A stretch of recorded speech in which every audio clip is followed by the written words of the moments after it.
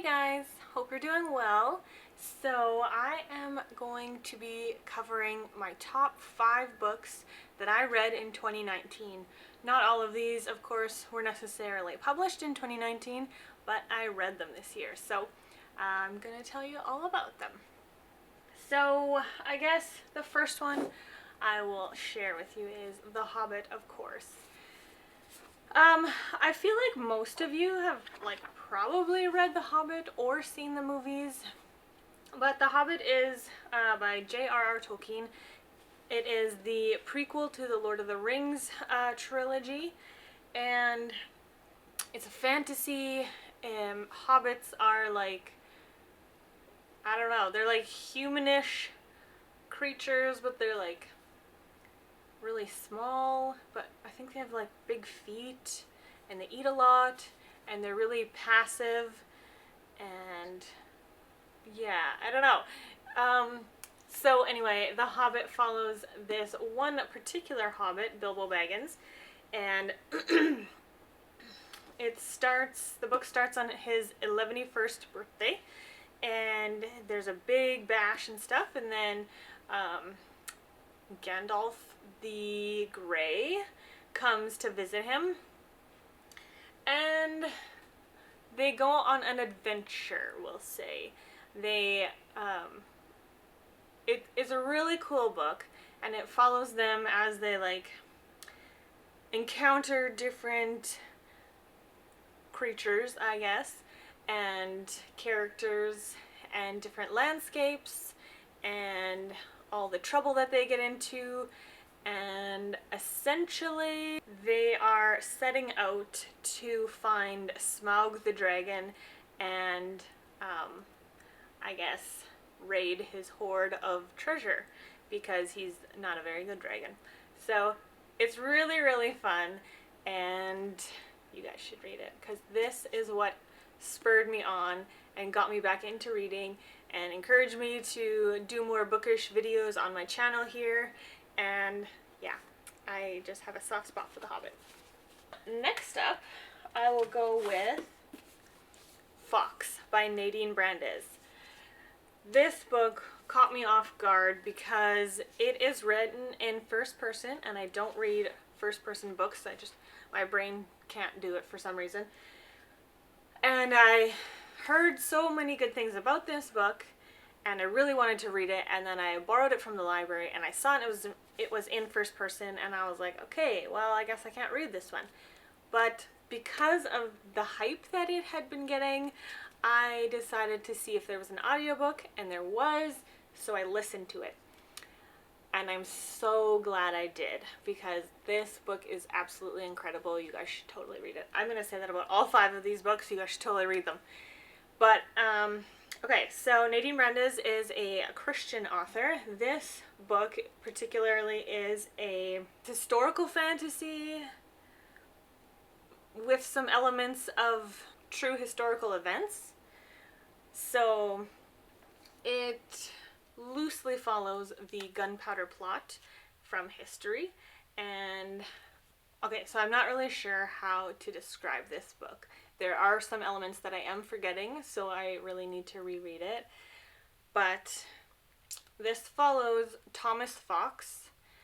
He is slowly turning into stone, which is something going around called the stone plague. Like, your face will slowly turn into stone, and then of course if your whole body turns into stone, well, then you die, right? Because you can't, if your organs turn into stone, so he is slowly dying, but the stone plague is a very mysterious thing.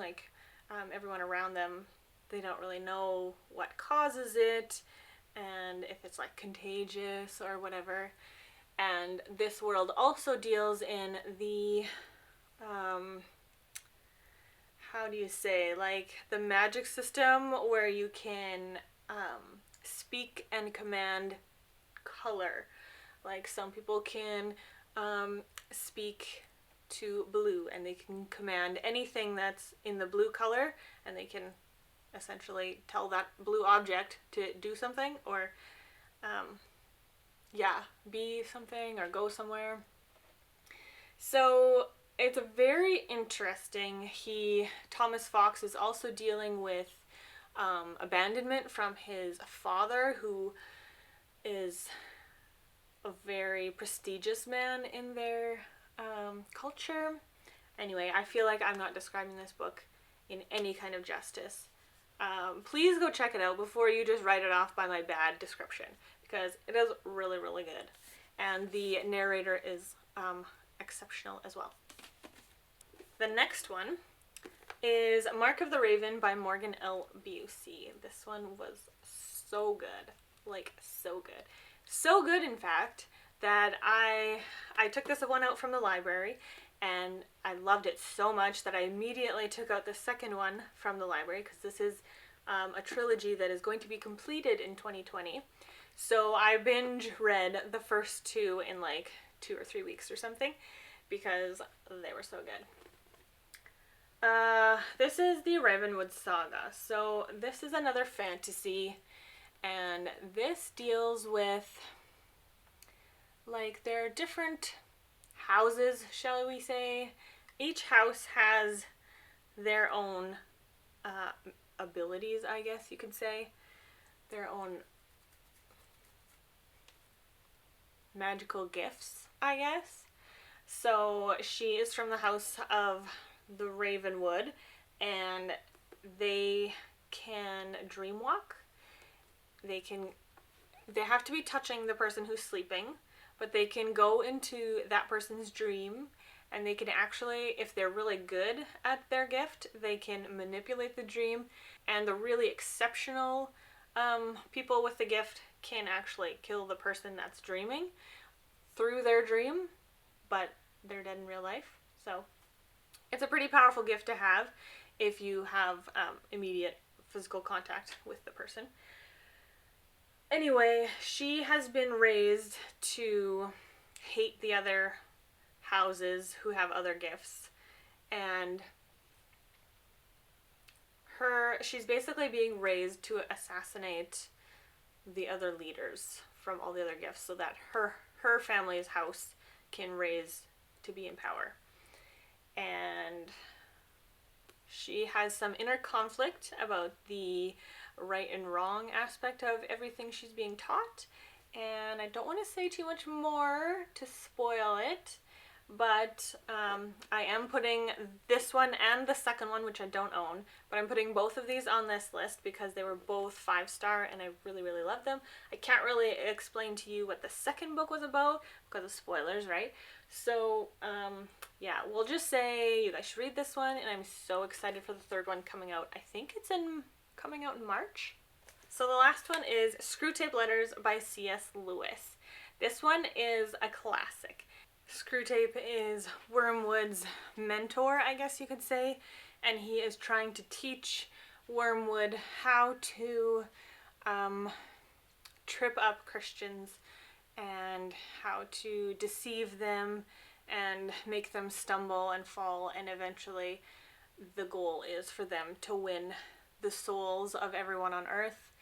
So the demons know that once a Christian has accepted Jesus' free gift of salvation, that they can never win their souls back, but that doesn't mean that they let them go. They want to disrupt their life in the most horrific ways, and they want to make their lives as miserable as possible so that they are not living in the victory in the gift that they have received. So it is a pretty powerful book, and it really opens your eyes to see how, like, obviously this is fiction, but it's written from a Christian and from a very biblical point of view, so it's very interesting and eye-opening to see what could possibly be going on in the spiritual world when you're faced with decisions and trials, and to kind of give it a picture in your mind of what could be going on. And it's really powerful. I really recommend it to everybody.